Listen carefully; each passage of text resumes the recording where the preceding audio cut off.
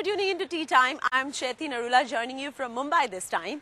Today on the show is a pro golfer, Rahil Gangjee. He has returned from his web.com tour in the US. He has gained his Asian Tour title for the year 2014 with a string of 15 top consistent finishes for the year 2013. Let's track his journey down as a golfer.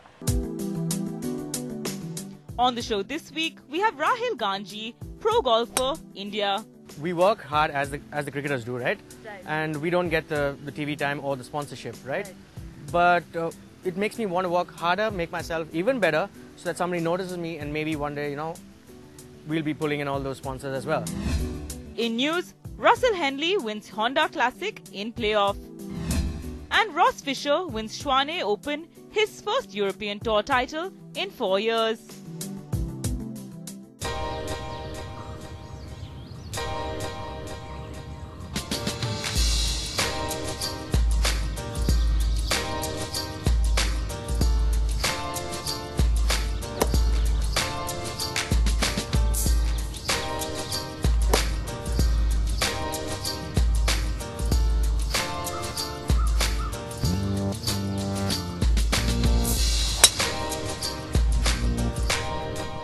What a brilliant tee-off. Welcome to the show, Rahil Gangjee. Thank you so much for having me here. It's lovely having you on the show. Let's talk about you becoming a golfer. How did you embark upon deciding that you want to be a golfer, pro golfer? I think my dad helped me out on that decision many years ago. I think I was about 9 years old.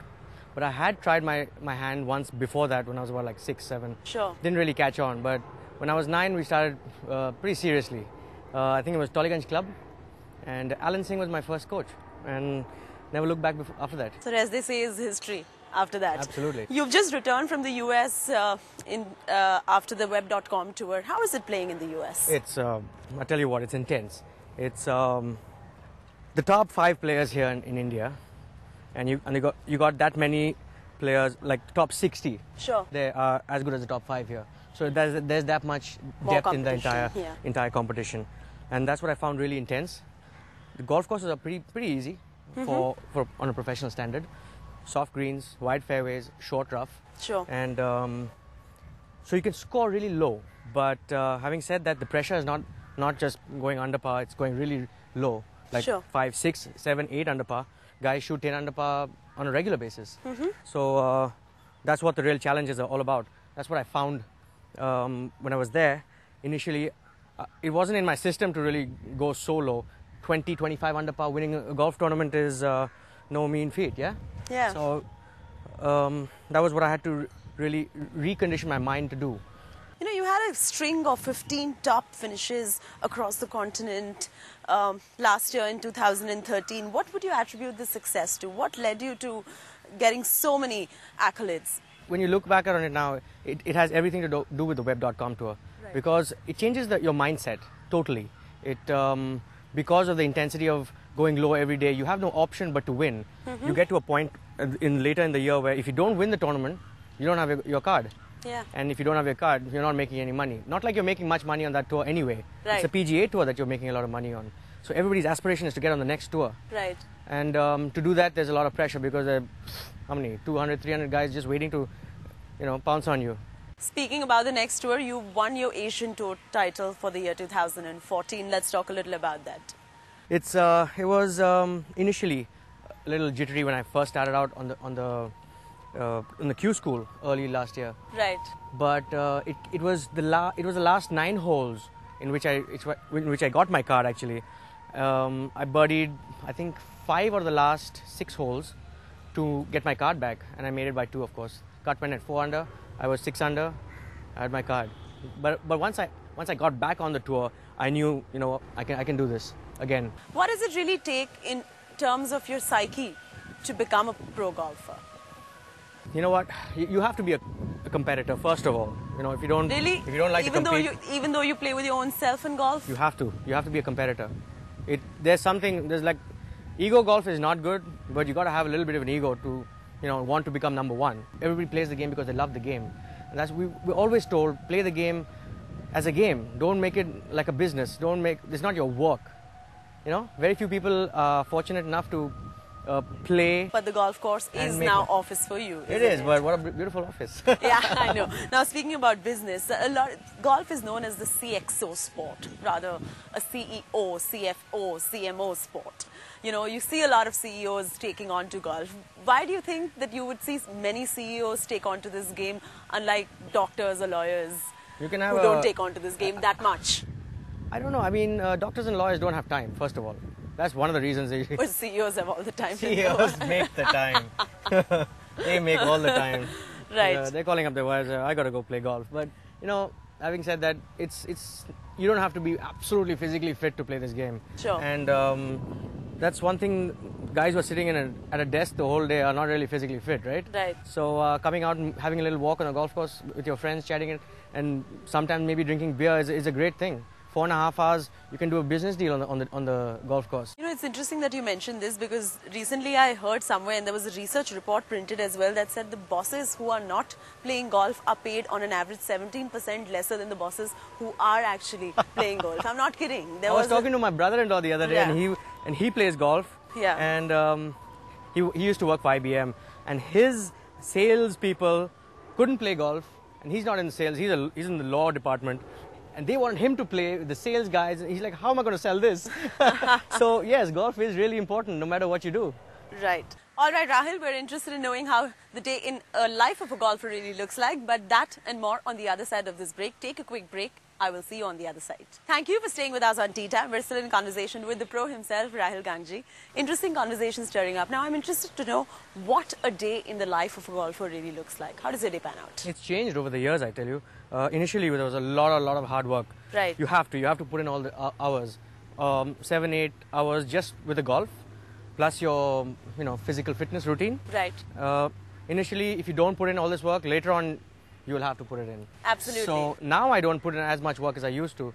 The swing is set, the routine is set. So I would probably not put in 7 hours a day. I might put in 4 in the golf and an hour in the gym, max. And then I'll have the rest of the time for my wife. For your wife? Yes. You know, I've heard that your wife joins you at tours always. Is she a lucky charm by any chance? She's always there ever since I've been married. I've won a few events now. And got my card back. We made the web.com tour. You know, we've had some really good times. Having said that, she would probably say that I don't give her enough time. But is she a lucky charm? She is definitely my lucky charm. All right, so now let's talk a little about defeats as well. How do you as a sportsman take on to defeats? Because I know you had a bit of a rough time in your career around 2008, 2009. And correct me if I'm wrong, do not misunderstand me. But I'm intrigued to know how you deal with it. No, you're right. I mean, each golfer has its ups and downs. The graph never always goes up, right? Absolutely. Kind of fluctuates sometimes. Fair bit of volatility, yes. But having said that, it's always been going up very gradually. Right. It's up and down, but as long as it keeps going up, even slowly, I'm fine with that. 2008 was a rough year. Even the end of 2012, when I lost my card, I only made $25,000 on the web.com tour. Having said that, you spend anywhere close to $75,000 to $80,000 in the year. Right. So, that's a lot of loss. Right. Ended up finishing all my money, and Dad had to send me money and whatnot. So it was tough because financially you need to be supported if you want to play there. And a lot of people there in America don't have sponsors. I remember my first year there in 2011, the number one on the tour there didn't have a sponsor. But I think that's what life is there. You go out there, you put your money down. If you make it, you make it. Otherwise, you got to go back to the drawing board. Maybe go back and teach some golf. I don't know, work at a pro shop. How sustainable and financially viable is becoming a golfer as a profession? You know, when I started, my first year I made 5.5 lakhs, I think, on the Indian tour. I think I finished about 15th to 17th, I think. Right. It's come a long way, but having said that, if golf wants to become as big as cricket, we need live TV, or at least TV to start off with. We need it aired. I think we're doing that now slowly. Asian Tour started doing a little bit of live TV. Right. European Tour has their own productions, and so does PGA Tour. So we're trying to head towards that, but we're following the big tours. Right. So unless there's TV, it's not going to happen. It's not going to happen. Tell me whether enough corporates are backing this game of golf or not. Because see, cricketers are working as hard as you. It's Correct. not like you all are working less harder or anything. But because it has more eyeballs, you will see all the money from the corporates going into a game of cricket over a game of golf. Does it somewhere disappoint you, let you down? Don't you have that moment that says, you know, I'm working as hard? It actually makes me work harder. Really? Because we know that we work hard as the cricketers do, right? Right. And we don't get the TV time or the sponsorship, right? Right. But it makes me want to work harder, make myself even better, so that somebody notices me, and maybe one day, you know, we'll be pulling in all those sponsors as well. That's the only way we can do it. If all the top players in the country perform at an even further higher level, like if we're already on the European tour, if you're already on the PGA tour, how about winning a major, you know, or winning a tournament on the PGA tour? You know, we can up it, always up it.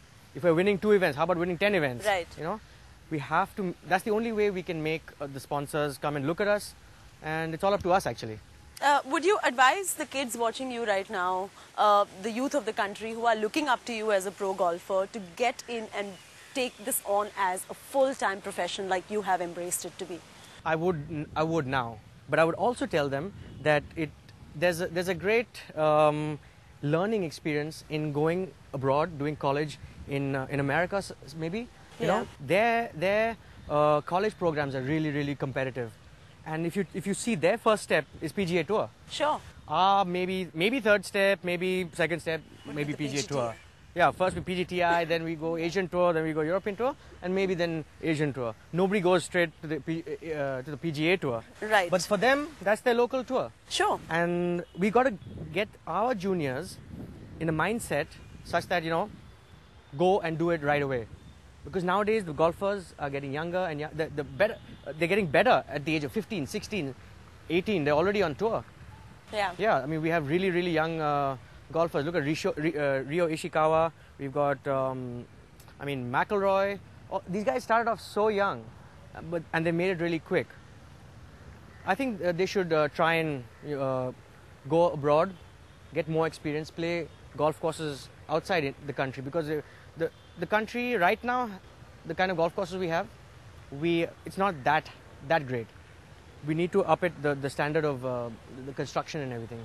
But which means it is an elitist sport. You want to send your kids to the US to play. You want them to take on to the sport where the equipment cost is that high, the membership fees are so high. You don't have those many public driving ranges or golf courses for that matter in this country as well. So obviously golf is an elitist sport. Can I safely conclude it? I think you can.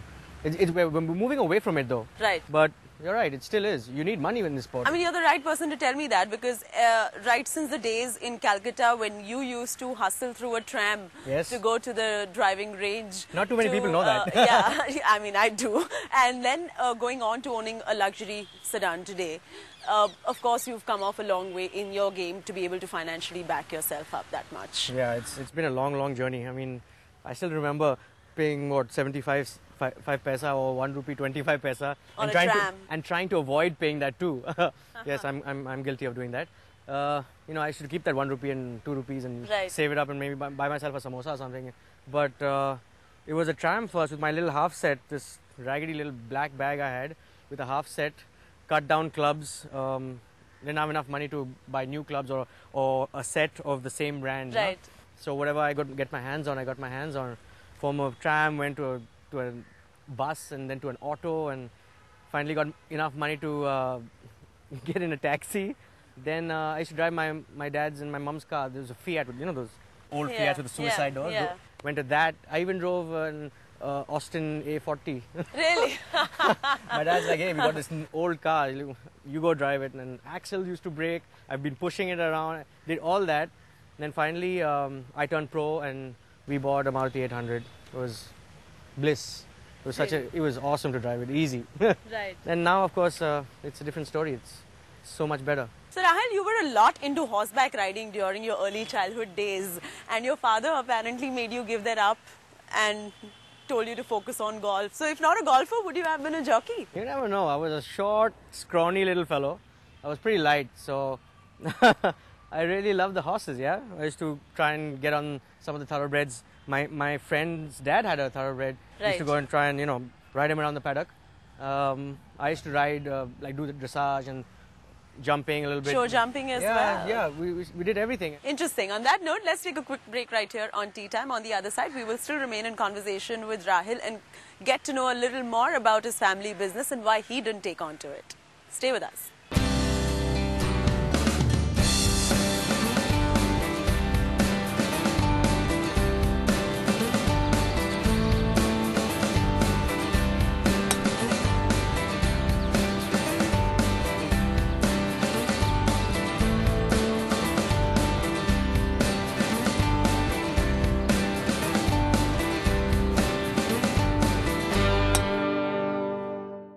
Thank you for staying with us on Tea Time and welcome back. Now, Rahil, I was noticing when you were playing your chip shot, you've got these smiley drawn on your ball. Why do you have those smileys drawn? Actually, I can't remember exactly why I started that, but it's really nice. I mean, it just makes you smile. So now let's talk about the tournament that you played, Phillip Cup 2014. You had a record score, the 8 under, if I'm not mistaken. How was your day at the tournament? That was a really good day. Everything was flowing from the word go. Birdie the very first 3 holes coming on in the morning. Started on the back 9 of that, and birdie 10, 11, 12. Then I made a few pars in between, and then birdied 15, 16, 17, 18, and 1. 5 in a row I went and birdie. So I think I was 6 under on one side and another couple on the other side. So 8 under on a total, but I made 10 birdies that day. But you saw some bit of competitive company in that tournament with the likes of Gaganjeet Bhullar and the likes of Anirban Lahiri as well. I mean, take me through the competition that goes on. Well, I guess I've played with on the those. Course with I've played with them many times, you know. Like these, yeah. It's competition is always good, and it's good. Jeev was there, and Gagan was there, and Anirban, and a lot of other top players were there too. But you can't be really thinking about them. You got to think about your own golf course, own what is the kind of management. What is the kind of relationship you end up sharing with your peers like Gaganjeet or Anirban or Jeev? It's friends off the golf course, and on the golf course it's competitors. It's rivals on the golf course, and as simple as that. It's easy to segregate the two. It's really easy because we all get along. Sure. I've roomed many a time with Anirban. Right. Since he's come on tour, and he's become a really good player. He's the highest ranked player right now, and he's got a long way to go. He's still, he's about 9 years junior to me. So he's got a long way to go. So when you were training to be a pro golfer, is there any particular golfer you really looked up on, who you considered your mentor, any particular golfer whose swing really interested you?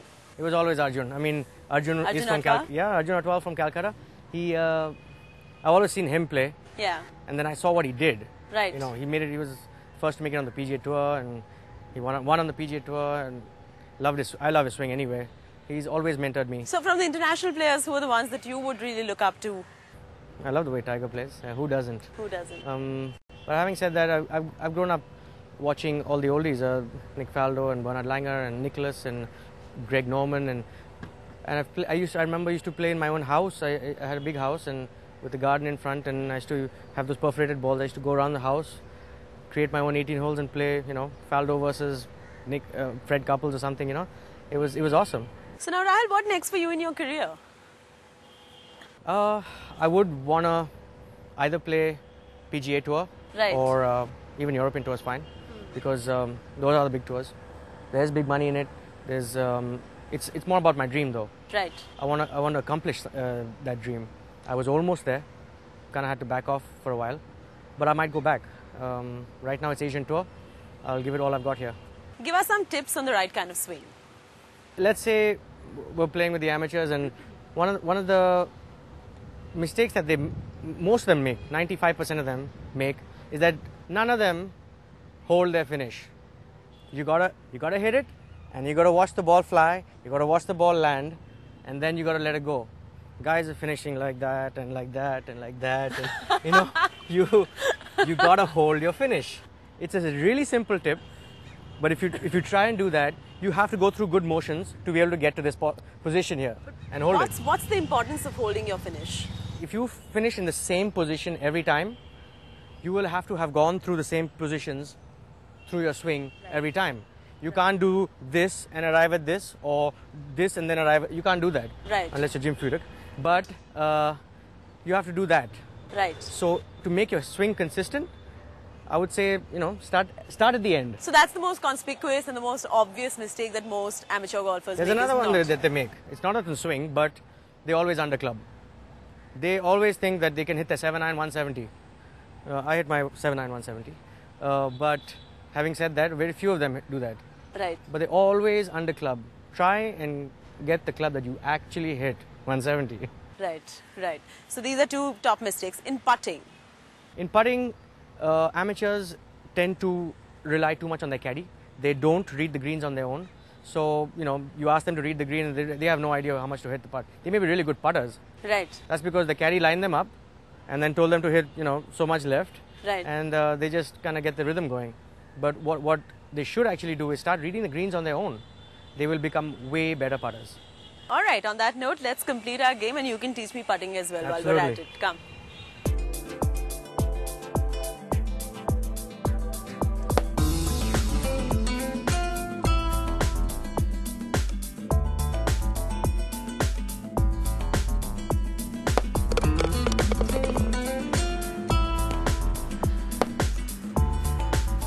Try it again.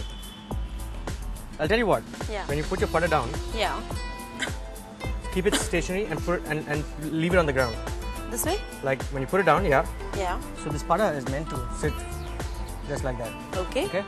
So let it sit like that, then hold it. Yeah. And let it be there, and then swing it back and forth and hit the putt. It's just a straight putt. Nice. Okay. Thank you. So Rahil, on a concluding note, what is really your life mantra? How do you really look at life? Well, I try to keep it simple. I always say, if you're going to do something, do it properly, otherwise don't do it. Don't do it at all. Oh, that's as simple as that. As simple as it applies to everything. All right, on that note, lovely talking to you on Thank the you green so today. much. Thank you for joining me on the show. With that, it's a wrap from Rahil Gangjee and me, Chaiti Narula on TeeTime. I will see you next week again. Until then, enjoy the flight of a good drive.